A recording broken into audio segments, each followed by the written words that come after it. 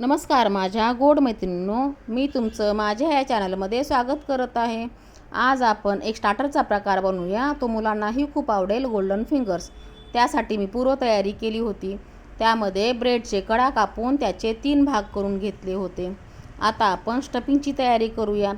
त्यामध्ये आपण एक कुस्करलेला बटाटा घेतला, त्यामध्येच वाफवून घेतलेले वाटाणे घेतले आणि त्यामध्ये सिमला मिर्च, बारीक किसलेली सिमला मिरची, बारीक किसलेला कोबी आणि बारीक किसलेलं गाजर टाकून घेतलं। हे छान कलरपूर असलं की मुलं आवडीने खातील। आता त्यामध्ये बेसिक मसाले टाकून घ्या। त्यामध्ये लाल तिखट, गरम मसाला, धने जिरे पावडर, हळद, चवीपुरतं मीठ आणि चाट मसाला टाकून हे एकजीव करून घ्या। चाट मसाल्यामुळे आपल्या स्टफिंगला चव खूप छान लागते। आता आपण एक पातळ पेस्ट बनवूया।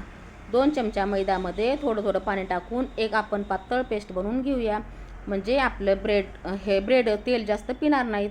आता आपण हे ब्रेडचे काप केले होते, त्या फिंगर्सला थोडं थोडं करून एक स्टफिंग लावून घेतलं आणि त्यावरतीच तीळ पेरून घेतलं। तिळामुळे आपल्या फिंगर्स खूप छान दिसतात। तीळ पेरल्यानंतर ते फिंगर्सवर थोडंसं दाबून घ्या।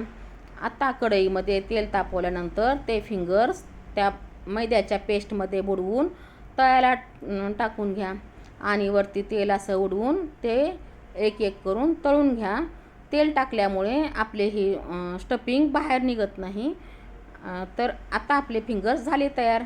आता आपण सजावट करून घेऊया। त्यासाठी एका प्लेटवरती बारीक चिरलेली पत्ताकोबी टाकून त्यावरती हे फिंगर्स काढून घ्या आणि शेजवान चटणीसोबत खायला द्या। चला करा आणि टेस्ट करून सांगा कसे झाले आहेत ते। माझे हे गोल्डन फिंगर्स तुम्हाला थोडेही आवडले असतील तर लाईक, शेअर, सबस्क्राईब करा। बाय।